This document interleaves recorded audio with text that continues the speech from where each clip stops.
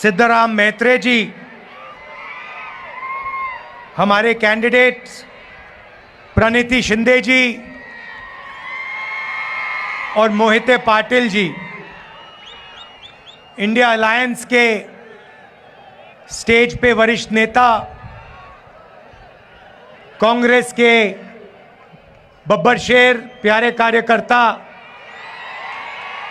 India alliance के कार्यकर्ता, भाइयों और बहनों, आप सबका यहाँ बहुत बहुत स्वागत। थोड़ा मेरा प्रोग्राम लेट चल रहा है, आपको कष्ट हुआ थोड़ा, इसके लिए मैं शुरुआत में ही माफ़ी मांगता हूं आपसे। मगर आज मैं आपको मज़े की बात बताने आया हूं।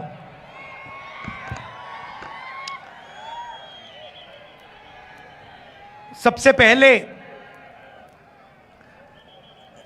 ये साधारण चुनाव नहीं है, क्योंकि इस चुनाव में पहली बार, आज़ादी के बाद पहली बार एक ऐसी पार्टी है जो संविधान को खत्म करना चाहती है।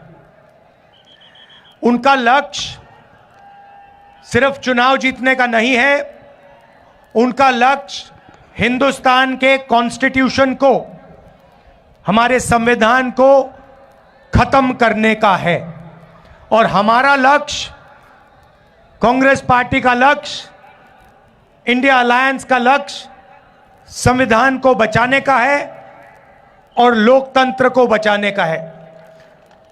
भाइयों और बहनों, इस देश में जो भी गरीबों को मिला है, जो भी प्रगति हुई है, पिछड़ों को, दलितों को, आदिवासियों को, जो भी गरीब लोगों को मिला है, वो संविधान के कारण मिला है। उसका वही कारण है। अगर ये लोग संविधान को खत्म कर देंगे तो हिंदुस्तान में गरीबों के लिए, किसानों के लिए, मजदूरों के लिए कुछ नहीं बचेगा। तो सबसे पहले आपसे यह कहना चाहता हूं कि पहली बार ऐसा चुनाव हो रहा है कि बीजेपी ने साफ सबके सामने कहा है, उनके एमपीओ ने साफ कहा है कि अगर हम चुनाव जीते तो हम हिंदुस्तान के संविधान को बदल देंगे। और मैं आपसे कह रहा हूं, उनसे कह रहा हूं, ऐसी कोई शक्ति नहीं है दुनिया में जो हिंदुस्तान के संविधान को बदल सके। अब देखिए, पिछले 10 साल नरेंद्र मोदी ने 22 लोगों को, सिर्फ 22-25 लोगों को लाखों करोड़ रुपए दिए हैं। 16 लाख करोड़ रुपए नरेंद्र मोदी जी ने हिंदुस्तान के सबसे अमीर 25 लोगों को दिए हैं, कर्जा माफ करके। 16 लाख करोड़ रुपए कितने होते, मैं आपको बता देता हूं। जितना पैसा मनरेगा को 24 साल चलाने के लिए लगता है, या जैसे हमने कर्जा माफ किया था किसानों का यूपीए ने, तो अगर अब वैसे अगर 24 बार कर्जा माफ करो किसानों का, उतना पैसा नरेंद्र मोदी ने 22-25 लोगों को दिया है। आप सोच ही नहीं सकते, 24 साल का मनरेगा का पैसा 22 लोगों को। भाइयों और बहनों, हालत यह हो गई है कि जितना पैसा 22 लोगों के पास है, उतना ही पैसा 70 करोड़ हिंदुस्तानियों के पास है। एक तरफ नरेंद्र मोदी के 22 मित्र और दूसरे तरफ 70 करोड़ हिंदुस्तानी, दोनों के पास एक ही जितना धन है। दूसरा आंकड़ा देता हूं,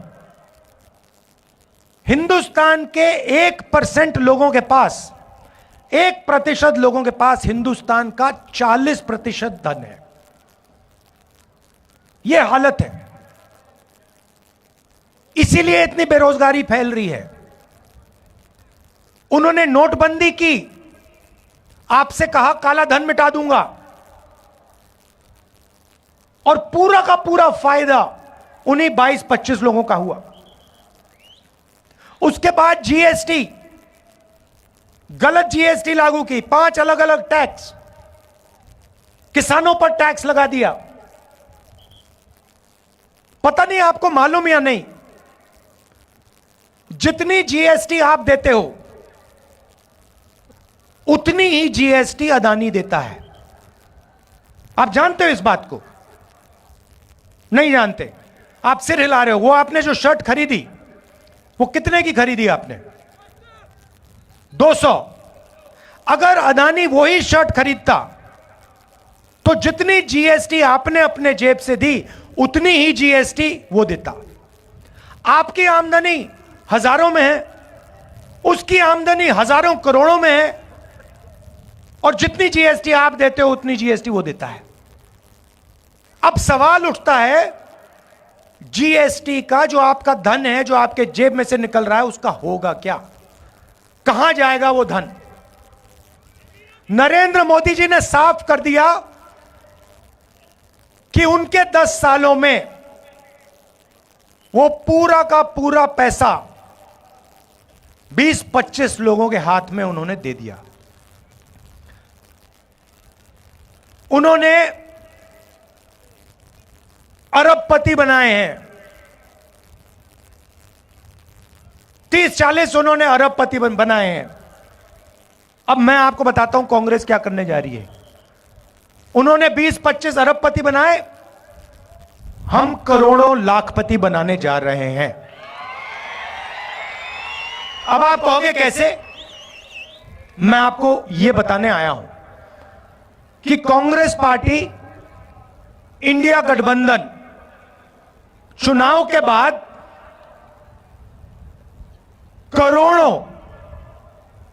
करोड़ों लाखपति कैसे बनाने जा रही है। आप जानते हो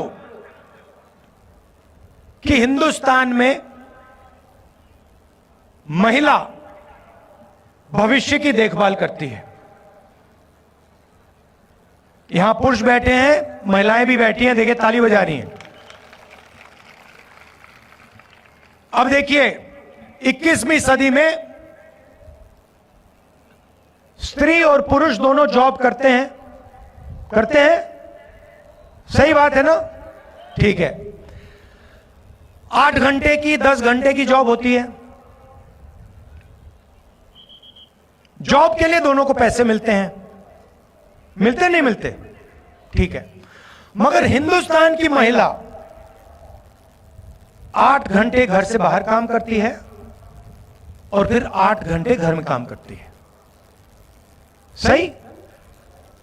मतलब डबल काम करती हैं आप लोग।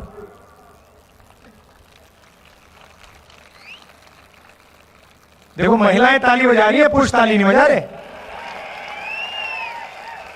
मगर सवाल यह है कि जो आप घर में काम करती हैं, भोजन पकाती हैं, बच्चों की देखभाल करती हैं, उसके लिए आपको कोई पैसा नहीं मिलता, कोई कॉम्पेंसेशन नहीं मिलती। कभी मिली है आपको? नहीं मिली ना? वो तो आप काम फ्री में करती हैं। तो इसीलिए कांग्रेस पार्टी महालक्ष्मी योजना ला रही है। अब महालक्ष्मी योजना क्या है मैं आपको बता देता हूं। हिंदुस्तान के सारे गरीब परिवारों की लिस्ट बनेगी, हर जात के, दलित, ओबीसी, गरीब, जनरल कास्ट लिस्ट बनेगी,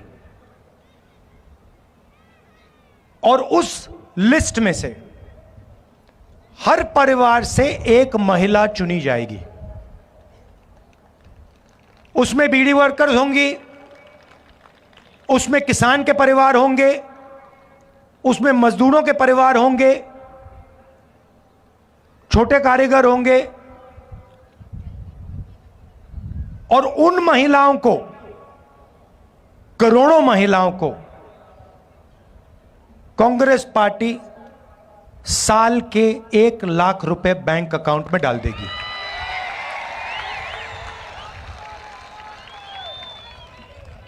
साल के 1 लाख रुपए, महीने के 8,500 रुपए, खटाखट खटाखट खटाखट खटाखट खटाखट अंदर।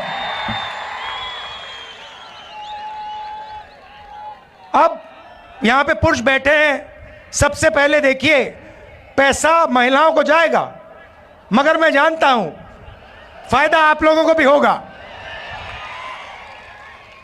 ठीक है। मगर युवा कहेंगे कि आपने हमारे लिए क्या किया? नरेंद्र मोदी ने हमें बेरोजगार कर दिया, हिंदुस्तान का पूरा धन अदानी को दे दिया, नोटबंदी कर दी, जुमला पार्टी 2 करोड़ रोजगार देने थे, झूठ था, वो 15 लाख रुपए की बात की, कोविड आया थाली बजवा दी, पकौड़े बनवा दिए। तो आप क्या करोगे? अब मैं आपको बताता हूं। अमीर घर के बच्चों को, ये जो बड़े बड़े बिजनेस वाले हैं, इनके बच्चों को जॉब मिलने से पहले ये टेम्पररी नौकरी दिलवाते हैं। इसको अप्रेंटिसशिप कहते हैं, इंटर्नशिप कहते हैं।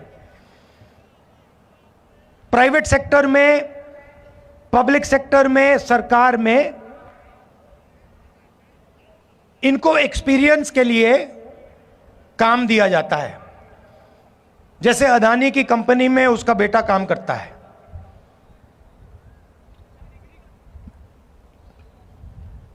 मगर यह सुविधा हिंदुस्तान के बेरोजगार युवाओं को नहीं मिलती। सड़क पे आप घूमते हो, रोजगार ढूंढते हो, पिछले 10 साल में नहीं मिला। तो अब हम एक नई योजना ला रहे हैं, अप्रेंटिसशिप का अधिकार। अभी ताली मत बजाओ, अभी मैंने समझाया नहीं है। अप्रेंटिसशिप का अधिकार का मतलब, हिंदुस्तान में कोई भी ग्रेजुएट,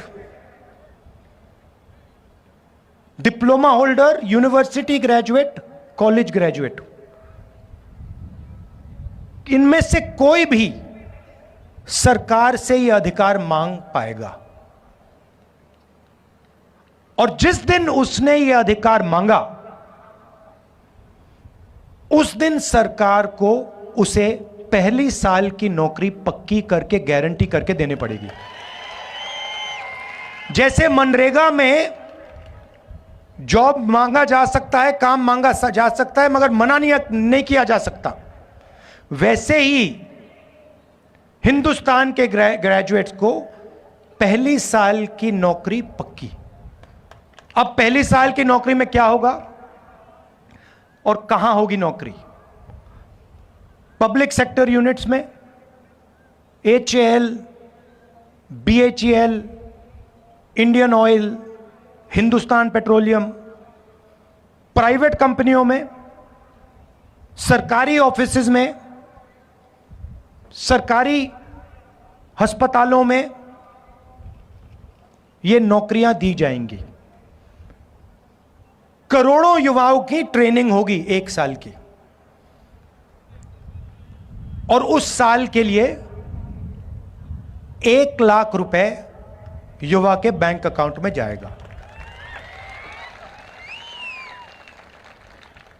8,500 रुपए महीने के, 1 लाख रुपए साल के, हर ग्रेजुएट के बैंक अकाउंट में कांग्रेस पार्टी डालने जा रही है। तो इस प्रकार से हम करोड़ों लाखपति बनाने जा रहे हैं। अब यहां किसान बैठे हैं, इन दोनों योजनाओं का आपका फायदा होगा। मगर हम वहां नहीं रुके। आपने नरेंद्र मोदी से दो चीजें मांगी, कर्जा माफी और कानूनी मिनिमम सपोर्ट प्राइस। हर किसान जानता है कि जब उसे अपनी फसल बेचनी पड़ती है तो जादू से फसल का दाम गिर जाता है। जादू से फसल दाम गिर जाता है और किसान को कभी भी सही दाम नहीं मिलता। बाकी लोग अपना प्रोडक्ट बेचें, उनको सही दाम मिलता है। कोई टूथपेस्ट बेचता है, कोई जूस बेचता है, कोई कुछ और बेचता है, चिप्स का पैकेट बेचता है, उसको सही दाम मिलता है। मगर जो इस देश की रीढ़ की हड्डी है, जो 24 घंटा खून पसीना देता है, उसे सही दाम नहीं मिलता। तो हमने दो काम किसानों के किए हैं, करने जा रहे हैं। पहला काम, हिंदुस्तान के किसानों का हम कर्जा माफ करेंगे। ये अभी आप ताली जल्दी बजा गए। ये कर्जा माफी ये शुरुआत है, मगर हम सिर्फ कर्जा माफी नहीं करेंगे। हम किसानों के लिए एक कमीशन रखेंगे और इस कमीशन का काम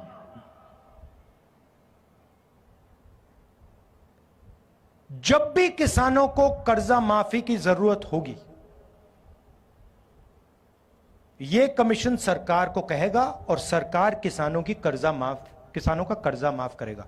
एक बार नहीं, जितनी बार आपको कर्जा माफी की जरूरत होगी उतनी बार यह कमीशन कर्जा माफी करवाएगा।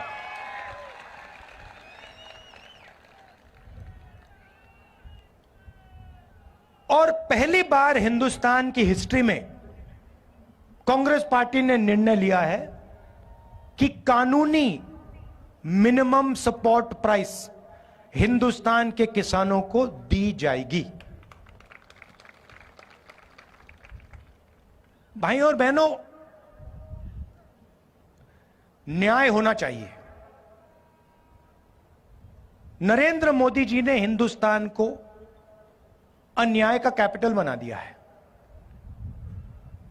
हर गरीब जानता है कि जितना अन्याय आज हिंदुस्तान में हो रहा है उतना शायद पहले कभी नहीं हुआ, अंग्रेजों के समय भी नहीं हुआ। मैं सिर्फ एक बात कह रहा हूं, अगर अदानी जैसे व्यक्ति का कर्जा माफ हो सकता है और अगर नरेंद्र मोदी अदानी जैसे लोगों का कर्जा माफ करेगा, तो कांग्रेस पार्टी किसानों का, मजदूरों का, दलितों का, गरीबों का कर्जा माफ करेगी। अगर नरेंद्र मोदी चाहते हैं कि किसानों का कर्जा माफ ना हो, तो फिर अरबपतियों का भी कर्जा माफ नहीं होना चाहिए। जो उनके लिए होता है वो किसान के लिए होना चाहिए, जो उनके बेटे के लिए होता है वो गरीबों के बेटों के लिए होना चाहिए। मैं सिर्फ ये कह रहा हूं। और नरेंद्र मोदी जी का काम आपके ध्यान को इधर उधर करने का है। घबराए हुए हैं, डर गए हैं,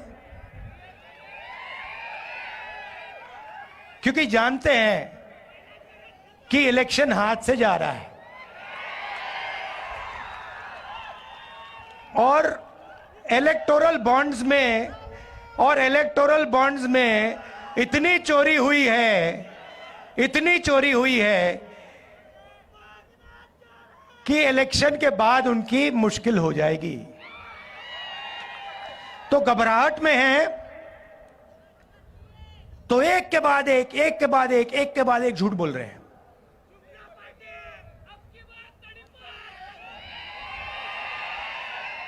वो जानते हैं कि हिंदुस्तान की जनता बात समझ गई है। वो जानते हैं कि हिंदुस्तान की जनता इस चुनाव में संविधान की रक्षा करने के लिए खड़ी हो गई है और वो जानते हैं कि हिंदुस्तान की जनता समझ गई है कि नरेंद्र मोदी जी अरबपतियों के नेता हैं, गरीबों के नहीं। अब आखिरी बात आपको कहना चाहता हूं, ये आपने मीडिया के मित्र देखे, ये देखे आपने, ये देखो काले चश्मे पहने स्माइल कर रहे हैं।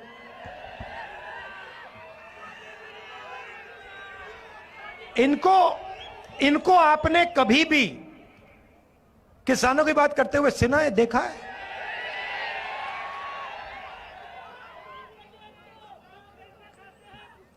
कोई मतलब मजदूर मर जाए,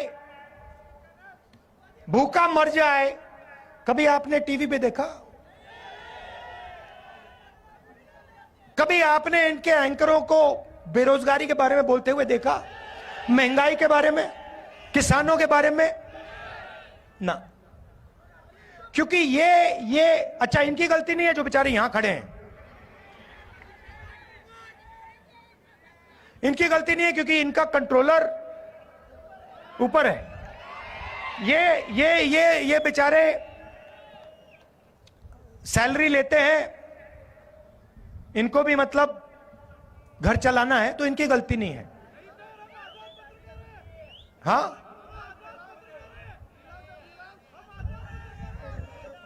एक दो आजाद हो सकते हैं मगर बाकी गुलाम हैं।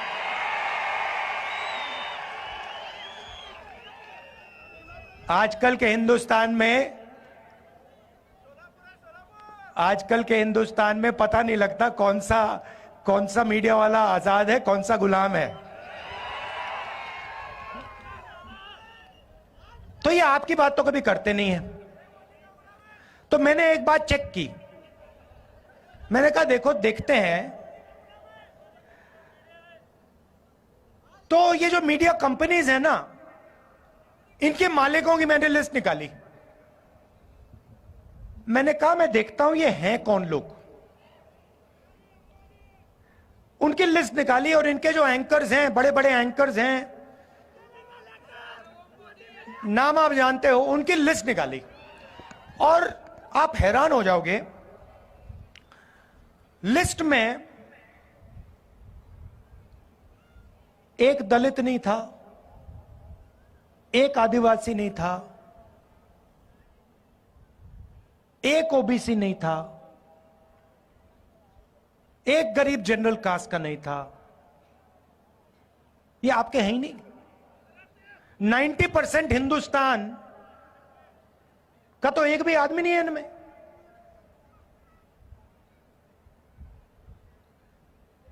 पिछड़े वर्ग के कितने लोग हैं हिंदुस्तान में? चुप हो गए सब। अच्छा, हिंदुस्तान में दलित कितने? 15%। आदिवासी कितने? 8%। पिछड़े वर्ग के लोग कितने? कोई नहीं जानता, मगर कम से कम 50%। कम से कम 50, 15 और 8 कितने हुए?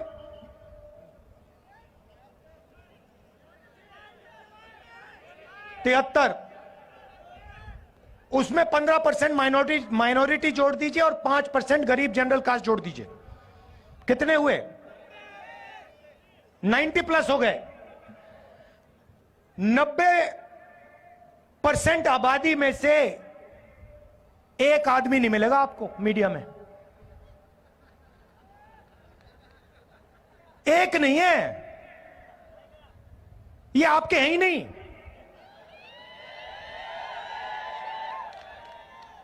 ये अदानी के हैं, ये मोदी के हैं, ये अंबानी के हैं। ये आपकी बात थोड़ी करेंगे। अच्छा ठीक है, मीडिया छोड़ो, हिंदुस्तान की सबसे बड़ी 200 कंपनी की लिस्ट निकाली मैंने, उसमें बता दो, उस लिस्ट में, उनके मालिकों की लिस्ट में मुझे बता दो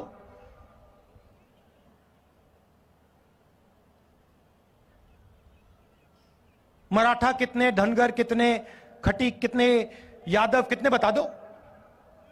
जीरो, जीरो। 50% में से कोई नहीं, 15% में से कोई नहीं, 8% में से कोई नहीं, 90% में से कोई नहीं, सारे के सारे सीनियर मैनेजमेंट में कोई नहीं। अच्छा, पता नहीं, शायद हिंदुस्तान के 90% लोग क्या, नहीं हमें मीडिया नहीं चाहिए,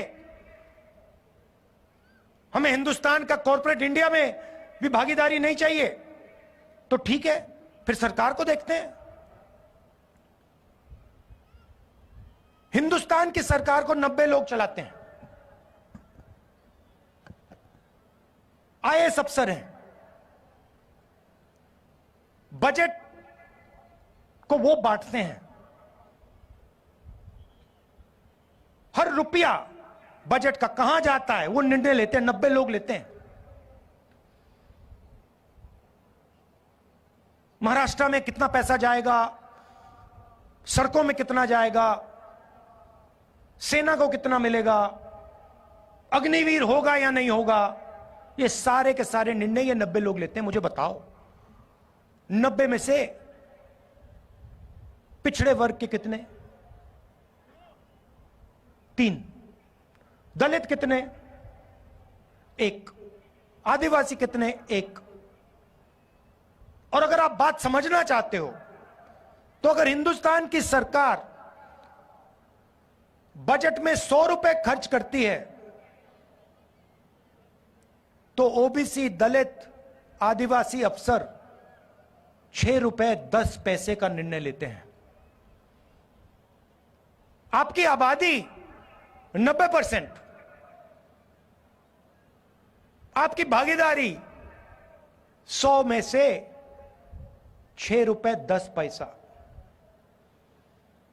और फिर नरेंद्र मोदी 24 घंटे घूमता रहता है, कहता है कि मैं ओबीसी हूं।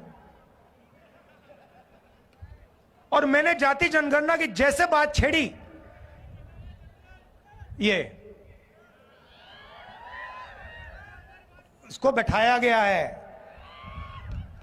जैसे ही मैंने कहा कि देश में जाति जनगणना होना चाहिए, देश का एक्सरे होना चाहिए, दूध का दूध, पानी का पानी होना चाहिए, नरेंद्र मोदी कहते हैं हिंदुस्तान में तो कोई जात है ही नहीं, 2 ही जात हैं, एक अमीर है और एक गरीब है।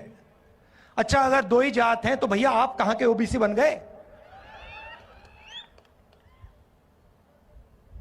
तो जैसे ही हमारी सरकार बनेगी, जाति जनगणना हम पूरे देश में करवा देंगे। और इकोनॉमिक सर्वे और संस्थाओं का सर्वे, मतलब किसके पास कितना धन है, पिछड़ों के पास कितना धन है, पिछड़ों की क्या भागीदारी है, हर वर्ग की आबादी कितनी है, भागीदारी कितनी है, मीडिया में कितने हैं, कॉर्पोरेट इंडिया में कितने हैं, प्राइवेट अस्पताल के मालिकों में कितने हैं, यह काम हम करेंगे। अब जैसे ही मैंने ये देश के एक्सरे की बात की, वो नरेंद्र मोदी कांपने लग गया।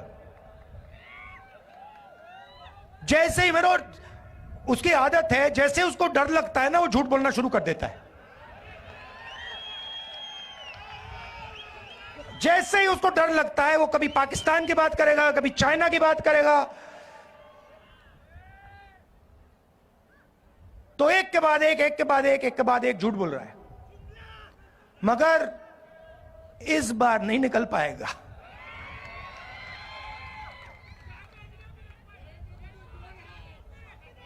पता नहीं आपने सुना नहीं सुना, वो एक योजना लाए इलेक्टोरल बॉन्ड्स वाली, सुनिए आपने। उसमें क्या किया, सबसे पहले कहते हैं कि इलेक्टोरल बॉन्ड से हिंदुस्तान में जो भ्रष्टाचार है वो खत्म होगा। और फिर क्या किया, कहते हैं कि जो भी पैसा देना चाहता है किसी भी राजनीतिक पार्टी को,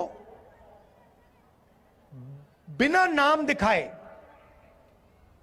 पैसा दे सकता है। सुप्रीम कोर्ट ने कहा भैया ये तो कानूनी नहीं है, इसको रद्द करो। और सुप्रीम कोर्ट ने उनकी स्कीम को रद्द कर दिया। उसके बाद नरेंद्र मोदी और सरकार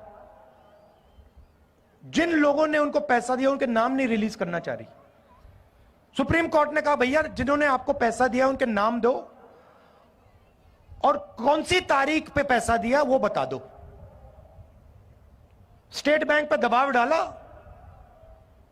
वो ये इंफॉर्मेशन रिलीज ही नहीं कर रहे थे। फिर इंफॉर्मेशन रिलीज होती है, पता लगा एक दिन किसी कंपनी पे सीबीआई की रेड होती है, कुछ ही दिन बाद वही कंपनी बीजेपी को करोड़ों रुपए देती है, सीबीआई की इंक्वायरी खत्म हो जाती है। बड़ा कॉन्ट्रैक्ट दिया जाता है, हजारों करोड़ रुपए का कॉन्ट्रैक्ट दिया जाता है, और कॉन्ट्रैक्ट मिलने के 10-15 दिन बाद वो कंपनी बीजेपी को हजारों करोड़ रुपए पकड़ा देती है। सड़क पे जो एक्सटॉर्शन कहा जाता है ना, जो सड़क पे एक्सटॉर्शन, गुंडे एक्सटॉर्शन करते हैं ना, हाँ, ये उन्होंने इंटरनेशनल लेवल पर शुरू कर दिया है। और जनता से कह रहे हैं कि मैं राजनीतिक फंडिंग के सिस्टम को साफ कर रहा हूं। आप कैसे साफ कर रहे हो? अगर आप साफ कर रहे होते तो आप कहते भैया जो भी पैसा दे रहा है नाम सामने रखो, कौन से दिन दिया, किसने दिया, हिंदुस्तान की पब्लिक को बताओ। मगर नहीं, मगर देश समझ गया है।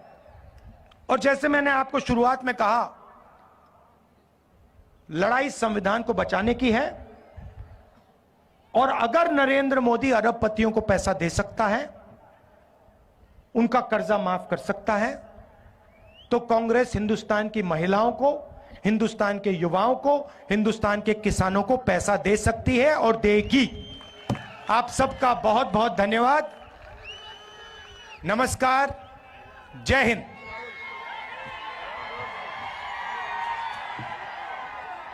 धन्यवाद राहुलजी।